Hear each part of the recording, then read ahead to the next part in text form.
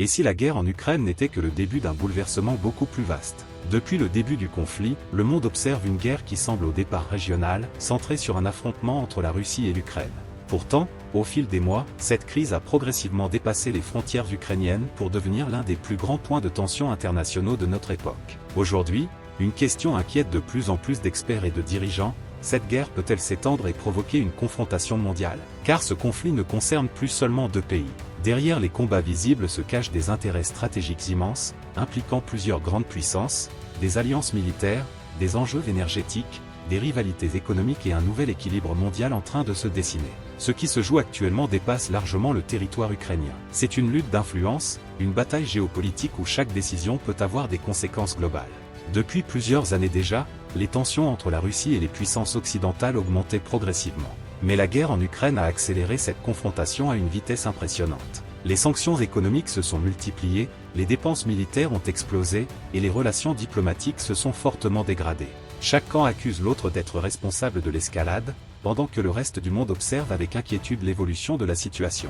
L'un des éléments les plus préoccupants est le risque d'élargissement du conflit. Plus la guerre dure, plus le nombre d'acteurs impliqués indirectement augmente. Des pays fournissent des armes, du soutien financier, des renseignements ou une aide logistique. Même sans participation militaire directe, cette implication renforce les tensions et rapproche progressivement plusieurs puissances d'une confrontation plus large. Mais le véritable danger réside dans l'accumulation des crises. Car le monde traverse déjà une période extrêmement instable. Les tensions entre grandes puissances augmentent, les économies sont fragilisées, les crises énergétiques se multiplient, et plusieurs régions du monde connaissent déjà des conflits ou des instabilités majeures.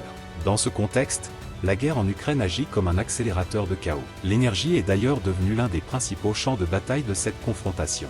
Depuis longtemps, la Russie joue un rôle central dans l'approvisionnement énergétique mondial, notamment pour plusieurs pays européens. Mais avec les sanctions et les ruptures économiques, les équilibres énergétiques ont été profondément bouleversés. Les prix du gaz et du pétrole ont fortement augmenté, provoquant des conséquences directes sur les économies, les entreprises et les populations. Même des pays éloignés du conflit ressentent aujourd'hui ses effets. Mais cette guerre ne se limite pas à l'économie ou aux militaires. Elle se joue aussi dans l'information. Les réseaux sociaux, les médias internationaux et les campagnes de communication sont devenus des armes stratégiques. Chaque camp cherche à imposer son récit, à influencer l'opinion publique mondiale, et à justifier ses actions. Dans cette bataille moderne, contrôler la perception devient presque aussi important que contrôler un territoire. Ce qui rend cette situation particulièrement dangereuse, c'est la difficulté à prévoir les limites de l'escalade.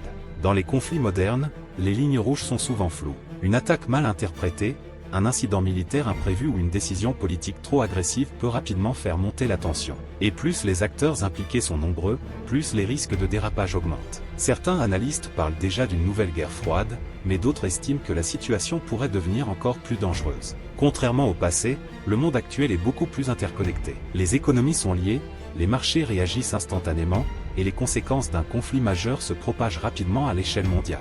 Cela signifie qu'une extension de la guerre aurait des impacts immenses sur tous les continents. Il faut aussi comprendre que plusieurs puissances observent attentivement cette guerre pour ajuster leur propre stratégie. Certaines cherchent à renforcer leurs alliances, d'autres à tester la réaction des grandes puissances occidentales, et certaines tentent simplement de profiter des nouvelles opportunités créées par cette crise.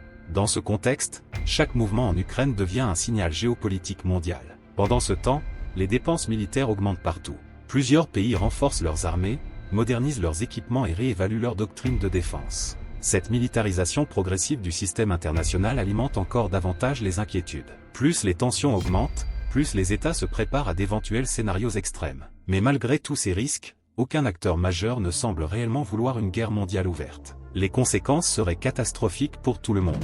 Une confrontation directe entre grandes puissances modernes provoquerait une crise économique massive, des destructions immenses et une instabilité globale impossible à contrôler. C'est précisément cette peur qui maintient encore une certaine forme d'équilibre. Pourtant, l'histoire montre que certaines guerres ont commencé alors que personne ne souhaitait réellement un conflit total. Les erreurs de calcul, les réactions excessives et les escalades incontrôlées ont souvent joué un rôle décisif dans les grandes crises internationales. Et dans un monde aussi tendu que celui d'aujourd'hui, ce risque reste bien réel. Ce qui inquiète également, c'est le changement progressif des mentalités géopolitiques. De plus en plus de puissances semblent considérer que le monde entre dans une nouvelle ère de confrontation durable. Une époque où la coopération internationale devient plus fragile, où les rivalités stratégiques prennent le dessus, et où les rapports de force redeviennent centraux. Dans ce contexte, la guerre en Ukraine apparaît comme un symbole d'un basculement mondial plus profond. Pendant que les combats continuent, les conséquences humaines, économiques et politiques s'accumulent. Des millions de personnes sont touchées directement ou indirectement, les économies subissent une pression constante, et les tensions diplomatiques deviennent de plus en plus difficiles à désamorcer. Chaque mois qui passe rend le retour à une stabilité durable plus compliqué. Et au final, la vraie question n'est peut-être pas seulement de savoir si la guerre en Ukraine peut s'étendre mondialement. La vraie question est de comprendre si le monde possède encore les mécanismes capables d'empêcher une escalade globale dans une période aussi instable. Parce qu'aujourd'hui, le danger ne vient pas uniquement des armes ou des armées. Il vient aussi de l'accumulation des tensions, des rivalités et des crises qui fragilisent progressivement l'équilibre international. Et dans un monde où les grandes puissances avancent avec méfiance, où les alliances se durcissent et où les crises se multiplient, il suffit parfois d'un seul événement imprévu pour transformer une guerre régionale en une crise mondiale aux conséquences historiques. Et si tu veux aussi enfin comprendre la guerre en Ukraine simplement et sans te perdre, j'ai résumé tout le conflit dans un e-book clair et rapide à lire. Le lien est dans la bio de ma chaîne.